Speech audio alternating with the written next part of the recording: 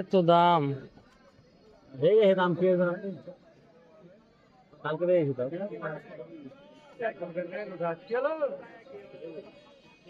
কমবে না কিছু? কত করবেন আপনি নেবেন? আমি নিতাম, আমার 40 কেজির মতো লাগতো। কম করবে, 40 কেজি নেবে না 40 কেজি না, মানে আমার কাস্টমারের জন্যই লাগবে। কত লাস্ট কত রাখতে পারবেন? বলেন। না আপনি বলেন, আমি কাস্টমারের সাথে কথা বলবো পরে। কাস্টমারের সাথে কথা বলবো যে এই দামে আমি পারবো। 8500 ধরবো আপনার। 8500। এত দাম। কালকে দেবে 9000 টাকা, 500 টাকা কম চেয়ে দেবে। কালকে তো বাজারে এরকম ছিল না, আজকেও নাই। দেখা যাক, দেখি আর।